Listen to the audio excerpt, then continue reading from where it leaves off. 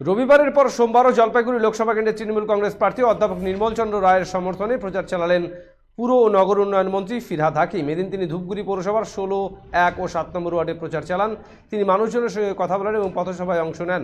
তিনটি পথসভাতেই মানুষের ভালো উপস্থিতি লক্ষ্য করা যায়। সাংবাদিকদের মুখোমুখি হয়ে পুর ও নগর উন্নয়ন মন্ত্রী ফিরহাদ হাকিম বলেন, এখানকার ফল খুব ভালো হবে। ৪০ বছর ধরে রাজনীতি করছি, মিলিয়ে নেবেন কমপক্ষে ১ লাখ ভোটে জয়ী হবেন নির্মলবাবু।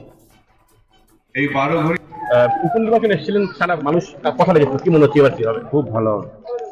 নির্মলদা অন্তত আমার যা অ্যাসেসমেন্ট, আমি 40 বছর আমি রাজনীতি করছি। আপনারা কেউ যাবেন না, আমাদের আরো একটু কর্মসূচি আছে।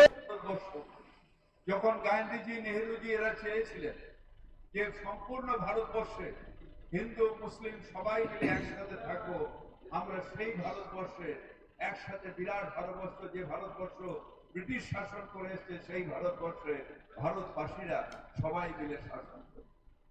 কিন্তু